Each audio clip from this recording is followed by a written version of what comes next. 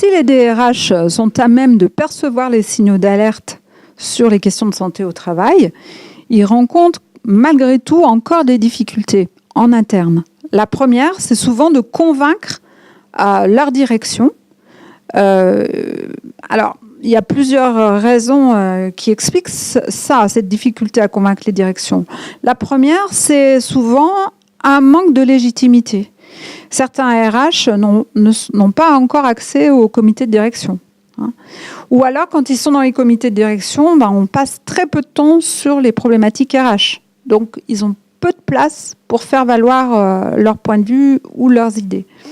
Et puis, souvent aussi, les RH manquent d'outils pour objectiver les données qu'ils ont à disposition et mettre en lien avec des problématiques de performance. Donc tout ça, c'est des réelles difficultés rencontrées par les responsables ressources humaines. Et pour illustrer, je peux parler de cette entreprise de Salaison qui, depuis 3 ans, est installée dans de nouveaux locaux, entièrement neufs, avec un maximum de postes automatisés, robotisés même. Et donc, pour le dirigeant, il a fait, en transférant son entreprise dans ces nouveaux locaux, le maximum. Et il ne voit pas l'intérêt d'intégrer aujourd'hui les questions de santé au travail. Le DRH a un autre point de vue, parce que lui, il voit l'absentéisme augmenter depuis l'arrivée dans les nouveaux locaux.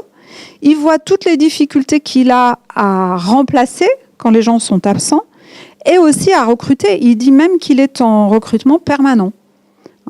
Et les jeunes non plus ne veulent pas, refusent souvent les postes qu'ils proposent.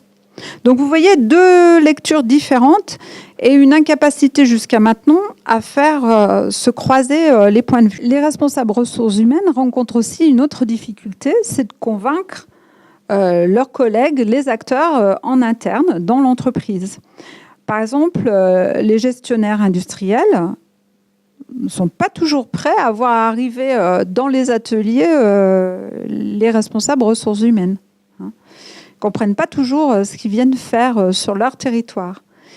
Une autre fonction aussi très importante sur le champ de la santé au travail, c'est les préventeurs, les animateurs, sécurité, environnement.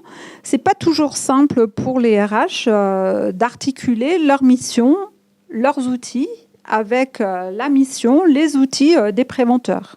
Et puis on voit une troisième difficulté qui appartient vraiment aux responsables ressources humaines quand ils sont trop éloignés du travail.